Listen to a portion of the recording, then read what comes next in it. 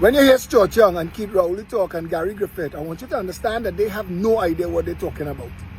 A man named Diosdado Cabello, who is the Justice Minister of Venezuela, put out a threat naming Trinidad and Tobago as a destination for invasion. That is what the Prime Minister of Trinidad and Tobago, who is defending our sovereignty, responded. Philip Alexander, from Facebook firebrand to minister, but still reckless. It is deeply disappointing, though sadly not surprising, that newly minted junior minister Philip Alexander continues to speak with the same reckless abandon that once made him a social media spectacle, not a statesman. One would think that with the sacred responsibility of public office comes the humility to understand the weight of one's words. Yet, here we are again, watching a man entrusted with government authority peddle falsehoods, stir panic, and undermine the very foundation of national stability. Let me be clear, this is not political. This is about lives. This is about national security. This is about the dignity and sovereignty of our nation in the face of real, escalating regional tensions. When someone like Mr. Alexander goes off script with dangerous rhetoric, the consequences are not just political embarrassment, they can be measured in lives lost, families broken, and futures destroyed. He misrepresented my words regarding Prime Minister Kamla Persad-Bissessar, words in which I actually praised her courage. I commended her for standing firm in the face of regional pressure. But more troubling than his misrepresentation is his arrogance in speaking on matters he clearly does not understand. You see, I didn't learn about security in a classroom or pick it up in a live stream comment thread. I lived it. I spent 17 years in military service.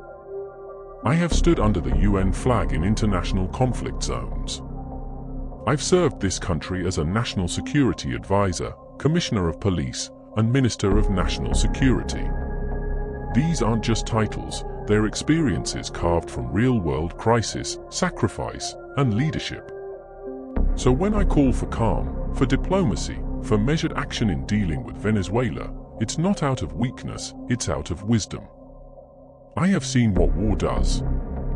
I have seen children orphaned, cities turned to rubble, economies shattered, and peace lost.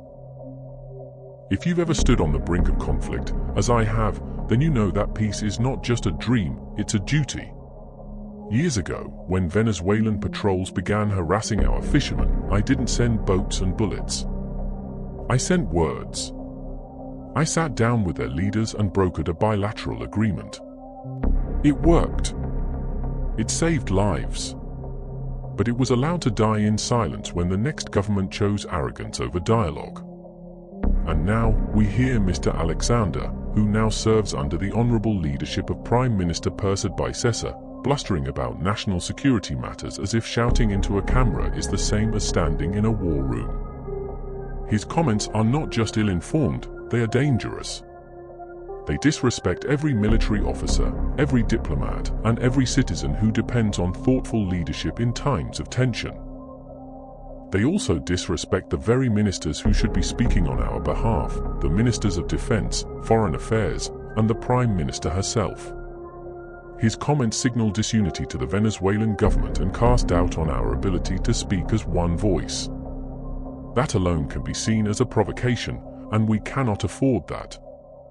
I imagine that Minister David Lee, under whom Mr. Alexander now serves in the Ministry of Housing, must be deeply concerned. After all, it's no easy task guiding someone from being an online activist barking at every passing car to becoming a dignified minister of government, entrusted with real power and real consequence.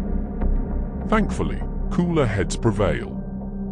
Prime Minister Kamla Persad-Bissessar has taken decisive action, with the Minister of Defense meeting with the Defense Force, TTPS leadership, and security experts to chart a responsible way forward. That is leadership. That is statesmanship. That is what patriotism looks like. Not social media rants that risk our nation's safety. Let me also remind those who talk carelessly of military confrontation. Our Coast Guard can engage at just 2 to 3 kilometers. Venezuela's naval assets reach 6 kilometers. Their fighter jets could reach our capital in under 30 minutes. If we rush into a conflict, we won't be waving flags, we'll be counting casualties. And no, the Americans won't arrive in time to stop it. So to Mr. Alexander, I say this with all sincerity, the campaign is over. The podium is different now. Your words carry the weight of government. They can confuse our allies, provoke our neighbors, and cost lives. If you truly want to serve this nation, prove it by doing the job you've been given. Focus on fixing homes, not foreign policy. Leave defense, diplomacy, and national security to those with the training, the scars, and the service to speak on it. Because Trinidad and Tobago doesn't need another loud voice. It needs a steady hand. Gary Griffith.